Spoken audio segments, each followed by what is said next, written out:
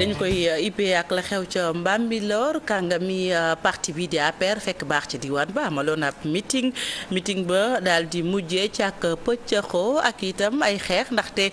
kii di ministre bi di Oumar Gueye maanaam ña koy garder di garde du corps am ñoom ñoo jàkkaarloo ak bu maire wu diwaan ba di Diagne Diop mu mel ne nag mbir ma Ousseynou Thiam moo fa teewoon ànd ci ak Bira Diagne.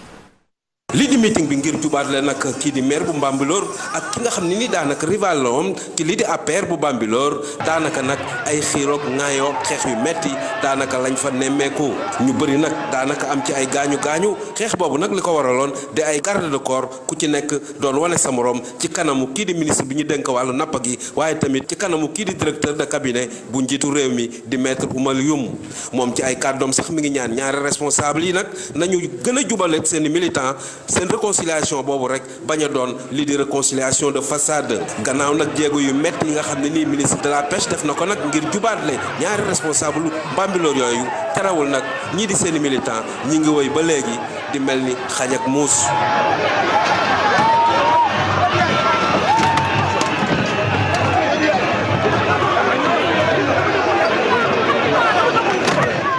loolu moo mujjee xew ca meeting ba amoon ca Bambilor ñu des ca banlieue bu Ndakaaru ca Pikine moom ab coalition la ñu taxawal loolu nag mu ngi dajale soxna yi fekk baax Pikine Nord ñuy sàkku kii di Abdoulaye Timbo mu daal di wéy di doon seen tête de liste départementale ci législative yi nu dëgmal benn ci soxna yooye di ab député yëkkati ci ay kàddu dénk ko Salif Sow ak Asmalik Diop ñoo ñu toogal ca banlieue bu Ndakaaru ak li ko wax. rafetlu réalisation bi ba Macky Sall def fii ci commune Pikine Nord ak bi mu def ci département Pikine foog naa ni gis nañu arène nationale bi gis nañu jumaa ji nga xam ne depuis juróom fukki at président yu bari jaar nañ fi waaye kenn la xoolu ko laalu ko moom mu ñëw tey diñu ko defaral ak ñeenti tali yi nga xam ne mu ngi fii ci Pikine Nord te am na ñoo xam ne dañ koy mbubboo lu mel nuñu meeru Amadou Diarra projet bi nag projet président Macky Sall doxinu meeru Pikine Nord gis ngeen ko loolu duma ko wax ndax ñun ñee ci teg seen bët defu fi dara te lampe bu gën a ndaw ci commune bi taalu mooy Amadou Diarra Amadou Diarra nag bu nekkee fële ci bitim réew di attaqué président Macky Sall foofu lay nekk di ko attaqué waaye bu ko attaqué fii xale yi ak jigéen ñi ñooy taxaw tontu ko yaanaa maar tamit dama bëgg ñu xam ne borom xel bu leer moo mën a gis lu leer sa xel bu leerul même boo solul lu ñuul sa xel du ko gis boo solee lu weex tamit sa xel bu leerul tamit doo xam ne leer na lu leddob rek ngay gis lu ñuul rek lay gis Macky Sall ci juróomi at yi bu taxaw yi mu toog bilan boo ko xoolee am na ñu fi nekk 12 ans te defuñu. soxna yi APR ca Pikine di daje ci bii wàll beneen wàll wa ndaw yi Pikine ya nekk ci parti socialiste ñoom it daje nañu ab doxub ñaxtu lañu amal démb ca diwaan ba la ñu bëgg rek ne ñu bàyyi kii di Khalifa Sall ñuy tàkku itam ci askanu Pikine ne ñu ngala bu nuy wote ci législative yi nañu wote liste bi nga xam ne kujje gi ñoo ko bokk dañuy teewlu Bassirou Samb foofee ca Pikine la ko Salif Sow fekk. dañu ñëw tey waxtaan ak population Pikine ci jafe-jafe yi nga xam ne moom la réew mi di jàkkonteel ci jaay doole gi nga xam ne régime président Macky Sall ñu ngi koy jaay askan wi ci li nga xam ne plan Sénégal emprisonnement bi nga xam ne bépp leader politique bépp sénégalais bu àndut ak moom ñu jël la tëj la rëbës ñu war a conscientiser population Pikine jox leen la bonne information xamal leen ni le président Khalifa Ababacar Sall suñu ko yóbboo rëbës tey c'est parce que am na bëgg-bëgg am na foo xam ne bëgg na fa yóbbu Sénégal loolu rek moo tax ñu tëj ko rëbës te population bi heureusement que comprendre nañ message yi parce que fu ñu dem ñu ngi xamal ne li ngeen ñuy wax de ñun ñoo leen ko gën a xam surprendre ñu daf ñuy conforter rek ci thèse bi nga xam ni dafa ñuy wane ni Khalifa dañ ko yóbbu kaso non pas parce que liñ koy jiiñ moo am mais parce que le président Macky Sall bëggul adversaire politique parce que Ousmane Tanor Dieng bëggatul ci biir parti socialiste koo xam ne d'accordul ak moom ñun dañu jàpp ne aujourd'hui du kuy jiite moo am solo li am solo mooy naka la ñu mën a def ba jafe-jafe yi sénégalais yi di jàkkonteel ñu mun leen ko tegg su fekkee jàpp nañu président Khalifa moo war a jiite li ci opposition bi ñun jàpp nañu lu yoon la mais bu dul moom képp ku ko mën a jiite na doon rek li gën ci askanu Sénégal législative 2017 yi gone yi parti socialiste junju gone yi bokk ci parti président Macky Sall te nekk fekk baax fële ci diwaanu Ziguinchor yi bi timit ña nga ci yey yàbbi la ñu bëgg rek mooy bu fekkee ni ndam moo leen tax a jóg faw ñu ànd ak président Macky Sall ñu daal di defar seen yoon woowee ak itam daal di tabax seen stade municipal ba loolu nag ñu ngi ko yëkkatee ca diwaanu Ziguinchor ci teewaayu Bakary Konté ak Sala Samb bu rédaction bu télévision Futurs Médias. forage bu Bonna ba léegi doxul population yi nag mar ñoom nag dine nguur gi na daal di gaaw. dafa am benn forage bi léegi mettre ko en service dañ koy ñaan parce que population ñu koy laaj pour que vraiment forage ñu mun ko ñaan parce que aussi am na ak kër bu nekk mun a am vraiment branchement domestique. yoon yi dara baax si réseau électrique nekk ci ay tolof ndaxte am na quartier yoo xamante ne am ñu courant. ñu ngi koy ñaan aussi si am nañu lycée fii am nañu CEM ba léegi am nañu abri provisoire mais CEM yooyu am ñu courant surtout lycée bi ñu koy ñaan boo xam ne mu déw yóbbu ñu courant bi boo xam ne ak matériel informatique pour que suñu doom yi ñu mun a am vraiment outil yoo xam ne mun a yokk seen xam-xam. exode rural bi daal di am doole ak immigration clandestine loolu moo waral nag ñoom nag ñi ne dañu bëgg ferme agricole. parce que fii population jigéen ñoo gën a bëri si jigéen ñu bëri bu ñu sonn nañu daw dem def liggéey bu di naan Dakar li ñu bëgg léegi mooy am nañu benn bloc marché bu fa nekk benn espace dañu bëgg nguur bi jàppale ñu ñu aménagé ñu tool pour que jigéen ñu mu fa liggéey bëgg nañu aussi mu jàppale ñu ci ñu bay ferme agricole ñu am nañ suuf bu bëri fii jeunes yu bëri ñu ngi fii ñu nekkoon ci jàng ñu mën a dem liggéey ci ferme yooyu bu ñu liggéey nga gis ñu day wàññi immigration clandestine parce que bu am na booy xale góor yu bëri ñoo xam ne dañuy gaañu ci immigration bi. yeneen jafe-jafe yi mooy bloc maraîcher boo xamante ni jigéen ñi foofu lañ nekk ñi daal koy réhabilité wante tamit marché boo xamante ne moo nekk Bonna ñi daal koy tabax pour nag ñu mën a def ay activités génératrices de revenus. ñu daal di koy sant gërëm ko moom Bakary Konté fu ko soriwul dara fa mu doon yëkkati ay kàddoom di kuréel gi lëkkale ñu fekk baax ci île yi nekk ci basse Casamance mer ba fut ñoom it ñu ngi sàkk ci nguurug Sénégal nga la mu xool jafe-jafe yi ñuy dund ne ñu askanu Bettenty la ñuy dund loolee rek moom tamit la ñuy dund ruqe ga naqari gaa dem ak yeneen i jafe-jafe démb dañu ko xamle ci seen ndajo ak taskatu xibaar ci teewaayu Papa Fara ñi nga ak Mar Dieng. jiyee ji am ca Bettenty ba ñaar fukk ak benn ci nit ñàkk ci seen bakkan ñëppati ay jigéen loolu nag laal xolu ñi nga xam ne ñoo nekk réseau des îles de basse Casamance ñuy artu nguur gi nag li nu mel ñu daal ciy taxaw ndax nag ñoom ci île ya ñu nekk ni nu mel la ñuy dundee. suñu tool yi su amee xorom rek daanaka pauvreté bi dinañu jàpp bu baax a baax te fu mu nekk ni ñu ngi ciy sonn trop ci wàllum ndox mi tamit suñu dëkk yi soo leen ñëwee si dëkk yooyu ci île Sénégal yi laay wax. soo leen ñëwee ci weeru février daanaka ba juin suñu teen yi xorom rek moo fa nekk. réseau bi li ñu bëgg daal moo ñu taxawal ab association boo xam ne île du Sénégal lañ koy tuddee ngir mën a faj seen i jafe-jafe. pour ñu gën a am doole ñu ngi liggéey pour créer l'association nationale des îles du Sénégal maanaam île Sénégal yëpp dañu war a booloo gannaaw ñun ñoo bokk problème dañuy def benn association bi nga xam ne suñu xëyee dañuy. uti ay partenaires organiser ay débat pour ñu xalaat uti solution par rapport ak suñu question yi. ña dëkk nag ca île yu basse Casamance li ñu bëgg moo ñu gën leen a fullaal faj seen i aajo ba li nu mel bañ leen a dal. ñun Casamance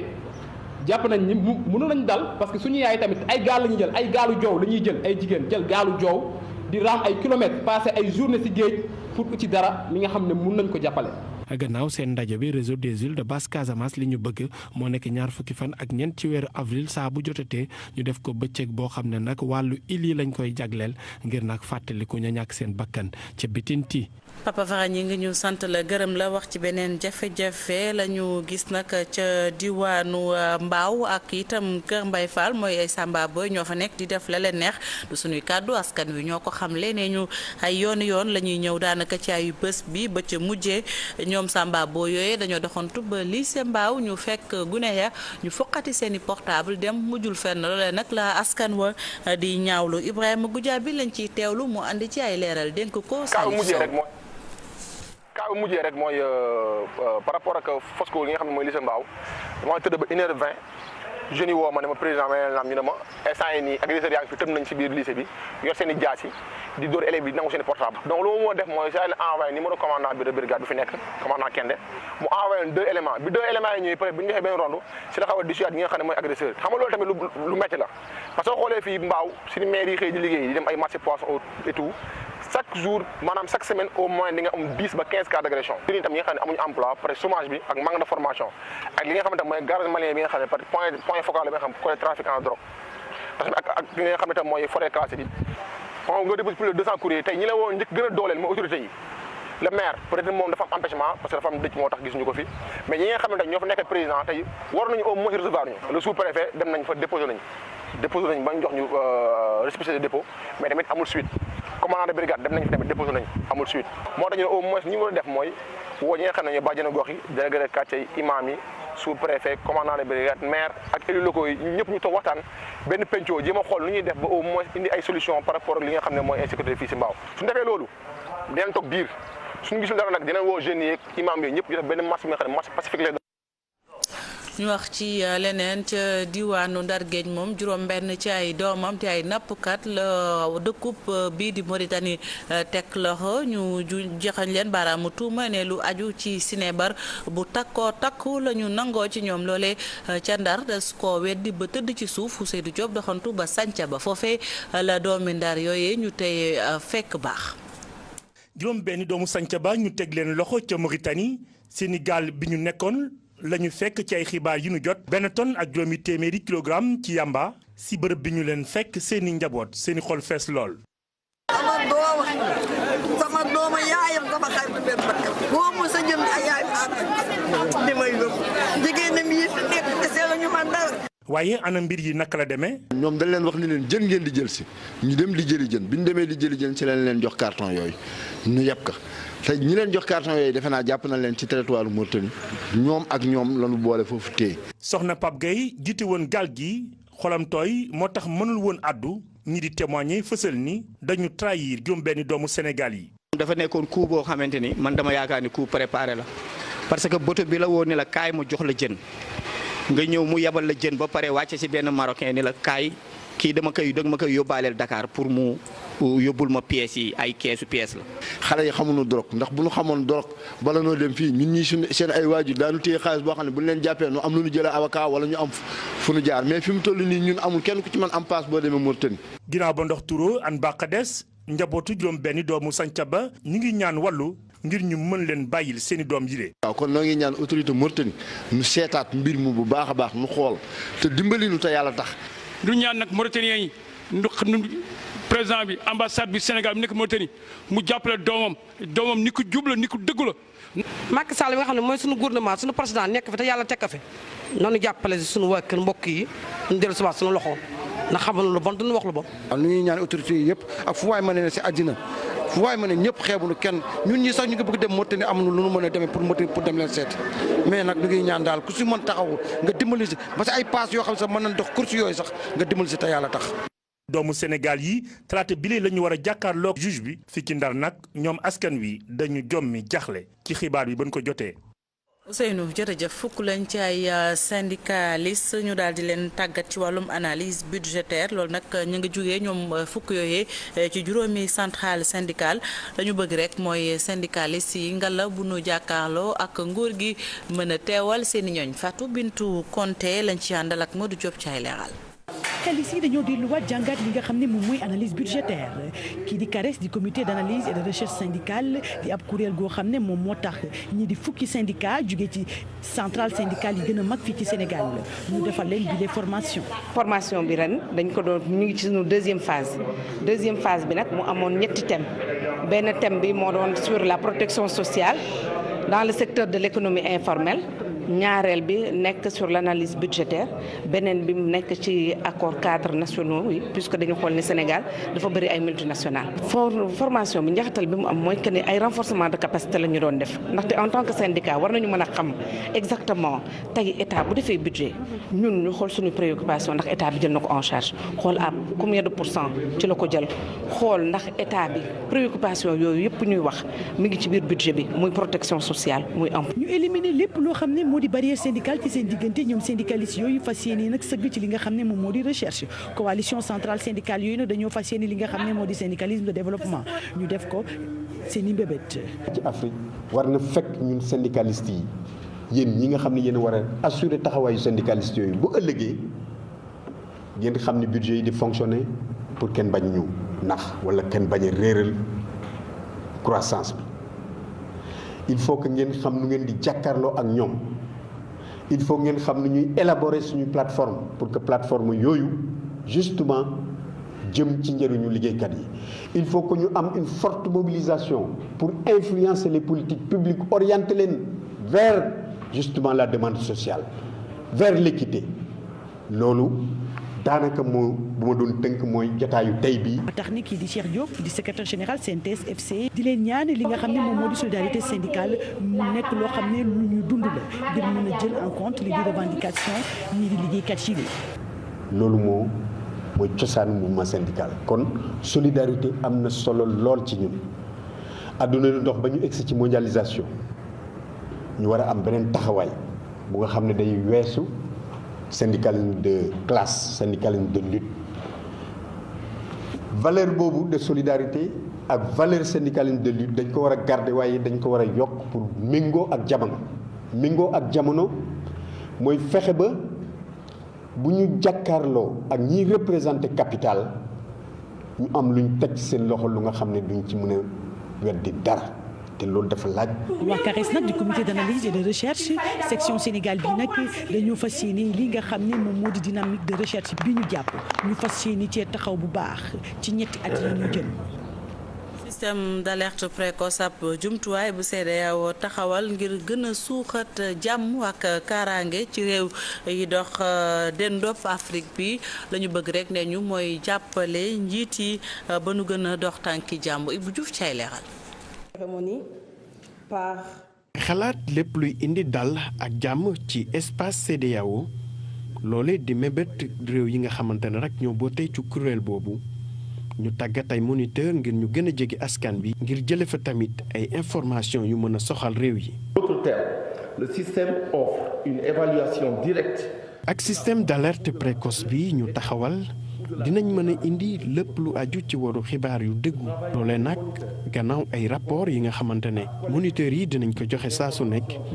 ba tax na ñu gis ne dinañ mën a jàppale seen réew ci lépp lu aju ci seen yëngu-yëngu.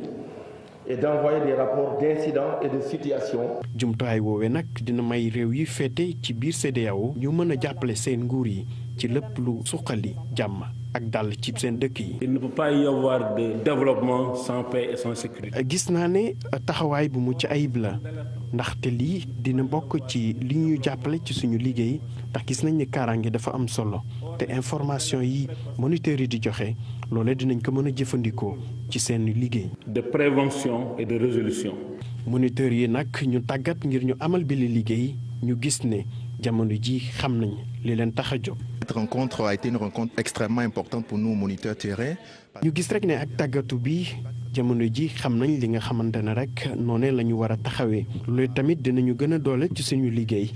ndax jamono ji xam nañ li ñu mën a jëriñ suñuy réew. Considérable et tout ça pour apporter la paix dans la sous-région et dans la CEDEAO. li ñu duppee système d'alerte précoce nag dina indi ay xibaar yu wóor loolee mën a jàppale réew yi ci lépp luy suqali jàmm ak dal ci réew yooyee fete ci biir CEDEAO. de la société civile à travers WANEP et le FOSCAO. ñaareelu tuuru élection réewum France tey jii ci dibeer ji fii ci Sénégal nag ay junni doomi France ñu leen di xaar ca mbañ kàcc ga ñu tànn diggante Emmanuel Macron ak Marine Le Pen loolu nag bu ñu laajee consul général fii ci réewum France la mu gis moom mooy doomu France yi génn dem sànni ji seeni xob seen lim taxu koo takk doonu xibaar yi biti réew yi itam daañu dem ca Mauritanie ak ca Nigéria Aminata Mbari Sow moo nu ko tënkal. ki waxtu doomi France dañu xam kuy seen njiitu réew mu bees ki war a wuutu François Hollande ca Élysée ñaar ñi jongante nag ci deuxième tour boobule di Emmanuel Macron ak Marine Le Pen tey jii ci dimanche doomu France yi dem nañ ci bureau de vote yi ngir tànn diggante ñaari candidat yooyu nag deuxième tour bi nag ci France dañ koy amal ci sécurité gu mat sëkk yenn point stratégique ak ci bureau yu vote yi nemmeeku dañ fa ay policiers ak i gendarme yu takku ndax contexte bi ñu toll foofee ci France bu ñu sukkandikoo ci yenn enquête ya yi génn gum ñu bëre jàpp nañ ni kii di Emmanuel Macron bu mooy tuul mooy daal di jël raw gàddu gi waaye dara leer gu ci ndaxte kii di candidate Front National di Marine Le Pen moom tamit am na ñu bëre ñu koy jàppale ci deuxième tour boobule. Nigéria ginnaaw ñetti at biñ leen tegee yoxoo xale yu jigéen yi doon ay lycéennes ñenn ci ñoom daal di nañ leen di libéré waa Boko Haram nag ñoo leen daal di libéré waa présidence ci benn tweet bi ñu def ñoo daal di xamle ni xale yu jigéen yooyu dañ leen libéré ci échange ay prisonniers yu Boko Haram yu ñu teewoon foofee ca Nigéria ci fàttali nag ci atum 2014 groupe islamiste boobu ñuy woowee Boko Haram tegoon na loxo ay xale yu jigéen yu takku loolu daal di leen yóbbu ci seen camp yi diggante boobu ak léegi nag ñenn ñi jotoon nañ leen libéré ñi bokk nañ ci ñi ñu mujj libéré foofee nag ca Nigéria. Mauritanie ñu ngi wéy di amal deuil national ginnaaw ki fa nekkoon njiitu réew di Eli Ould Mohamed Fall daal dinay génn àddina njiitu réew ma woon nekkoon militaire bokk na ci ñi nga xam ni marqué nañ foofu histoire ca Mauritanie ndaxte kii di Eli Ould Mohamed Fall ci atum 2005 moo wàcce woon Maouya Ould Taya nga xam ni yàggoon na lool foofee ca bopp réew bu Mauritanie. ginnaaw bi mu jëlee nguur gi nag andi woon na ay coppite yu am solo ci démocratie foofee ca Mauritanie ndaxte daal di woon na sax daal di changer constitution bi nekku fa nekkaan njiitu réew ñaari mandat dong ngay def su ko defee nga jóge ci nguur gi.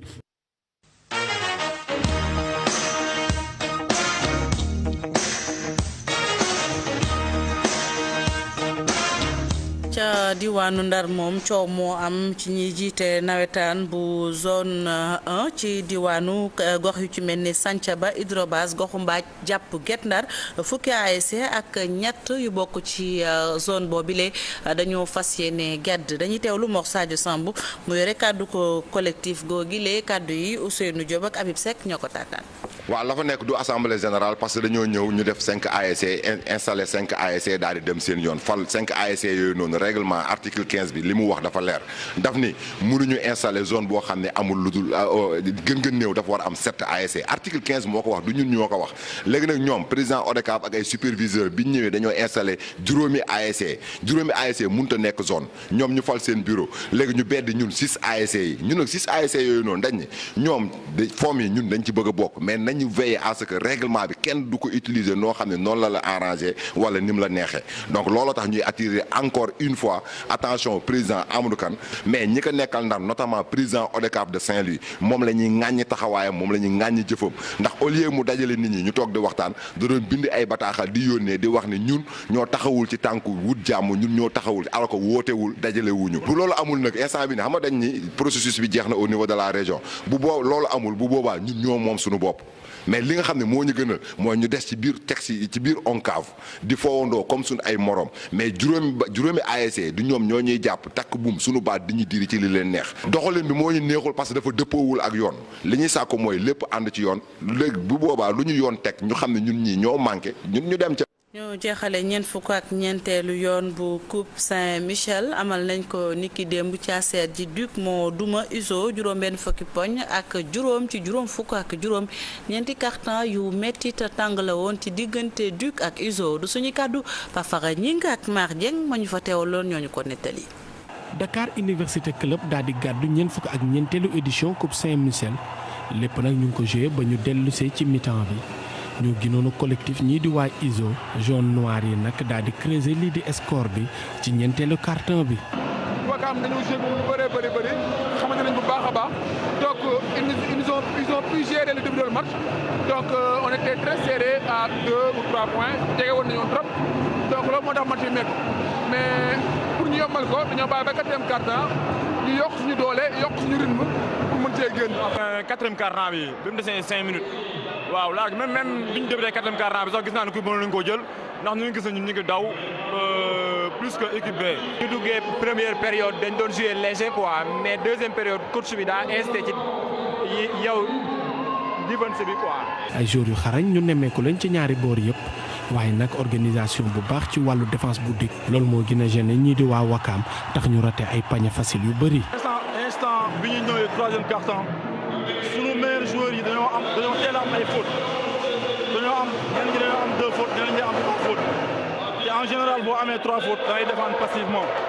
donc si côté boobu ça a été déterminant. si fin troisième quart-temps dafa xawoon dispersé tuuti moo tax donc quatrième quart-temps on a essayé waat nañu defalaat défense bi tuuti xool remobiliser waat mais c'était déjà un peu trop tard parce que di ko xam ne grande équipe la boo ko mayee tuuti rek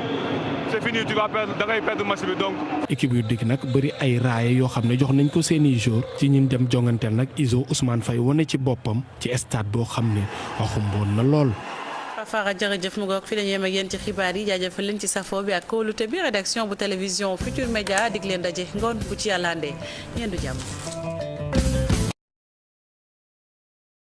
c'est parce que am na bëgg-bëgg am na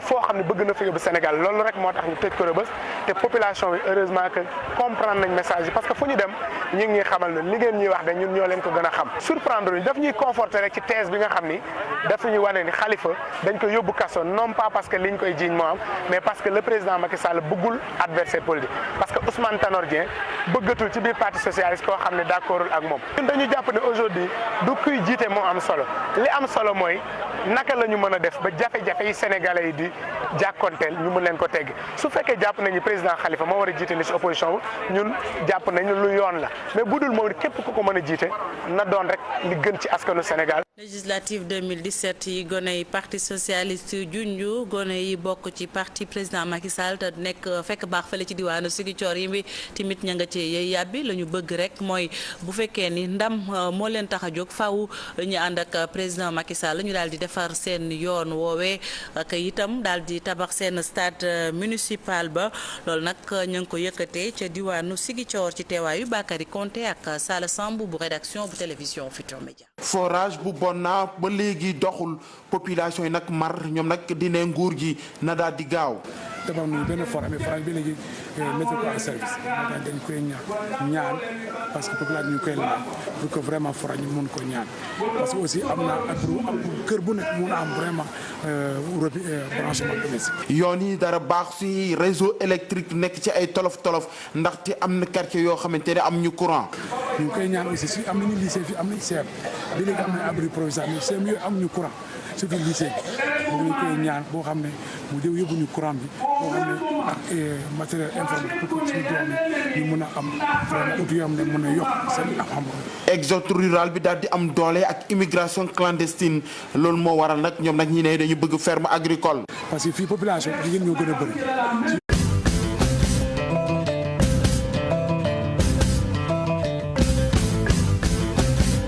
dañu koy ippee ak la xew ca Mbambilor kàngami parti bi di APR fekk baax ci diwaan ba amaloon ab meeting ba daal di mujjee ci ak pëccëxoo ak itam ay xeex ndaxte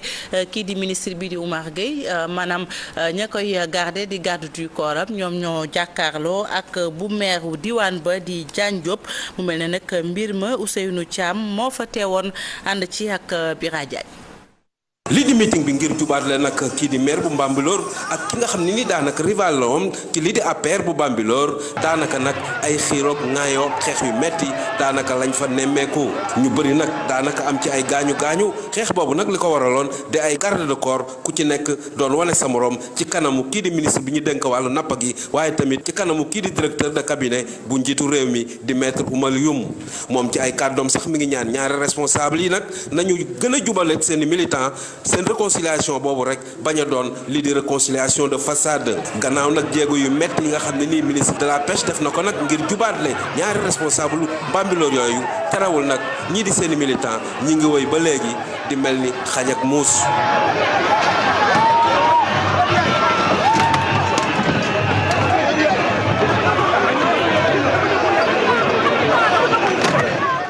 loolu moo mujjee xew ca meeting ba amoon ca Bambilor ñu des ca banlieue bu Ndakaaru ca Pikine moom ab coalition la ñu taxawal loolu nag mu ngi dajale soxna yi fekk baax Pikine Nord ñuy sàkku kii di Abdoulaye Timbo mu daal di wéy di doon seen tête de liste départementale ci législative yi nu dëgmal benn ci soxna yooye di ab député yëkkati ci ay kàddu dénk ko Salif Sow ak Asmalik Diop ñoo ñu toogal ca banlieue bu Ndakaaru ak li ko wax. sa rafetlu réalisation bi Macky Sall def fii ci commune Pikine Nord ak bi mu def ci département Pikine foog naa ni gis nañu arène nationale bi gis nañu jumaa ji nga xam ne depuis juróom fukki at président yu bari jaar nañ fi waaye kenn la xoolu ko laalu ko moom mu ñëw tey diñu ko defaral ak ñeenti tali yi nga xam ne mu ngi fii ci Pikine Nord te am na ñoo xam ne dañ koy mbubboo lu mel nuñ meeru Amadou Diarra projet bi nag projet président Macky Sall doxinu meeru Pikine Nord gis ngeen ko loolu duma ko wax ndax ñun ñee ci teg seen bët defu fi dara te lampe bu gën a ndaw ci commune bi taalu mooy Amadou Diarra Amadou Diarra nag bu nekkee fële ci bitim réew di attaqué président Macky Sall foofu lay nekk di ko attaqué waaye bu ko attaqué fii xale yi ak jigéen ñi ñooy taxaw tontu ko yaanaa maar tamit dama bëgg ñu xam ne borom xel bu leer moo mën a gis lu leer sa xel bu leerul même boo solul lu ñuul sa xel du ko gis boo solee lu weex tamit sa xel bu leerul tamit doo xam ne leer na lu leen dëb rek ngay gis lu ñuul rek lay gis Macky Sall ci juróomi at yi bu taxaw yi mu toog bilan boo ko xoolee am na ñu fi nekk 12 ans te defuñu. soxna yi APR ca Pikine di daje ci bii wàll beneen wàll wa ndaw yi Pikine ya nekk ci parti socialiste ñoom it daje nañu ab doxub ñaxtu lañu amal démb ca diwaan ba la ñu bëgg rek ne ñu bàyyi kii di Khalifa Sall ñuy sàkku itam ci askanu Pikine ne ñu ngala bu nuy woote ci législative yi nañu woote liste bi nga xam ne kujje gi ñoo ko bokk dañuy teewlu Bassirou Samb foofee ca Pikine da ko Salif Sow fekk. dañu ñëw tey waxtaan ak population Pikine ci jafe-jafe yi nga xam ne moom la réew mi di jàkkonteel ci jaay doole gi nga xam ne régime président Macky Sall ñu ngi koy jaay askan wi ci li nga xam ne plan Sénégal emprisonnement bi nga xam ne bépp leader politique bépp sénégalais bu àndut ak moom ñu jël la tëj la rëbës ñu war a conscientiser population Pikine jox leen la bonne information xamal leen ni le président Khalifa Ababacar Sall suñu ko yóbboo rëbës. problème dañuy def benn association bi nga xam ne suñu xëyee dañuy uti ay partenaires organiser ay débat pour ñu xalaat uti solution par rapport ak suñu question yi. ña dëkk nag ca Eliou Basse Casamance li ñu bëgg mooy ñu gën leen a fullaal faj seen i aajo ba li nu mel bañ leen a dal. ñun Casamance jàpp nañ ni mënu nañ dal parce que suñu yaay tamit ay gaal la ñuy jël ay gaalu joow la ñuy jël ay jigéen jël gaalu joow di raam ay kilomètres passé ay journée ci géej pour ci dara li nga xam ne mun nañ ko jàppale. gannaaw seen ndaje bi réseau des îles de Basse Casamance li ñu bëgg moo nekk ñaar fukki fan ak ñeent ci weeru avril saa bu jotatee ñu def ko bëccëg boo xam ne nag wàllu île yi lañ koy jagleel ngir nag fàttaliku ña ñàkk seen bakkan ca Bitinti. Papa Fara ñi ngi ñu sant la gërëm la wax ci beneen jafe-jafe la ñu gis nag ca diwaanu Mbaaw ak itam Kër Mbay Fall mooy ay Samba Boy ñoo fa nekk di def la leen neex du suñuy kàddu askan wi ñoo ko xamle nee ñu ay yoon la ñuy ñëw daanaka ci ayu bés bi ba ca mujjee ñoom Samba Boy yooyu dañoo doxantu ba lycée Mbaaw ñu fekk gune ya ñu foqati seeni portable dem mujjul fenn loolee nag la askan wa di ñaawlu Ibrahima Goudiaby lañ ciy teewlu mu andi ci ay leeral dénk ko kaaw mujjee rek mooy par rapport ak Fosco li nga xam ne mooy lycée Mbaaw dama tëdd ba 1h20 jeunes yi woo ma ne ma président ma leen naam ñu ne ma instant yi nii agresseurs yaa ngi fi tëm nañ ci biir lycée bi yor seen i jaas yi di dóor élèves yi di nangu seen i portable donc lu ma moo def mooy saa la envoyé numéro commandant bi de brigade bi fi nekk commandant Kende mu envoyé leen 2 éléments bi 2 éléments yi ñëwee peut être bi ñu defee benn ronde si la xaw a dissuade ñi nga xam ne mooy agresseur xam nga loolu tamit lu métti la parce que soo xoolee fii Mbaaw suñu maire yi xëy di liggéey di dem ay marché poisson et tout chaque jour maanaam chaque semaine au moins di nga am 10 ba 15 cas d'agression jeunes tam ñi nga xam ne amuñu emploi après chômage bi ak manque de formation ak li nga xamante mooy garage malien bi nga xam ne par point focal bi nga xam côté trafic en drogue parce que ak li nga xam ne tam mooy forêt classée bi xam nga nga déposé plus de 200 courriers tey ñi la woo njëkk gën a dooleel mooy autorité yi le maire peut-être moom dafa am empêchement parce que dafa am dëj moo tax gisuñu ko fi mais ñi nga xamante ñoo fa nekk président. jigéen ñu bëri bu ñu sonn nañu daw dem def liggéey bu di naan Dakar li ñu bëgg léegi mooy am nañu benn bloc marché bu fa nekk benn espace dañu bëgg nguur bi jàppale ñu ñu aménagé ñu tool pour que jigéen ñu fa liggéey bëgg nañu aussi mu jàppale ñu ci ñu bay ferme agricole ñu am nañ suuf bu bëri fi jeunes yu bëri ñu ngi fi ñu nekkoon ci jàng ñu mën a dem liggéey ci ferme yooyu bu ñu liggéey nga gis ñu day wàññi immigration clandestine parce que bu am na booy aligor yi bëri ñoo xam ne dañu gaañu ci immigration bi. yeneen jafe-jafe yi mooy bloc maraîcher boo xamante ni jigéen ñi foofu lañ nekk ñi daal koy réhabilité wante tamit marché boo xamante ne moo nekk bon naa ñi daal koy tabax pour nag ñu mën a def ay activités génératrices de revenus. ñu daal di koy sant gërëm comme Bakary Konté fu ko soriwul dara fa mu doon yëkkate ay kàddoom di kuréel gi lëkkale ñu fekk baax ci île yi nekk ci basse Casamance mer ba fut ñoom it ñu ngi sàkk ci nguurug Sénégal nga la mu xool jafe-jafe yi ñuy dund ne ñu askanu Bettenty la ñuy dund loolee rek moom tamit la ñuy dund ruqe ga naqari gaa dem ak yeneen i jafe-jafe démb dañu ko xamle ci seen ndajo ak taskatu xibaar ci teewaayu Papa Fara ñi nga ak Mar Dieng. jiyee ji am ca Bettenty ba ñaar fukk ak benn ci nit ñàkk ci seen bakkan ñëppati ay jigéen loolu nag laal xolu ñi nga xam ne ñoo nekk réseau des îles de basse Casamance ñuy artu nguur gi nag li nu mel ñu daal ciy taxaw ndax nag ñoom ci île ya ñu nekk ni nu mel la ñuy dundee. suñu tool yi su amee xorom rek daanaka pauvreté bi dinañu jàpp bu baax a baax te fu mu nekk ni ñu ngi ciy sonn trop ci wàllum ndox mi tamit suñu dëkk yi soo leen ñëwee si dëkk yooyu ci île Sénégal yi laay wax. soo leen ñëwee ci weeru février daanaka ba juin suñu teen yi xorom rek moo fa nekk. réseau bi li ñu bëgg daal moo ñu taxawal ab association boo xam ne île du Sénégal lañ koy tuddee ngir mën a faj seen i jafe-jafe. pour ñu gën a am doole ñu ngi liggéey pour créer l'association nationale des îles du Sénégal maanaam île Sénégal yëpp dañu war a booloo gannaaw ñun ñoo bokk.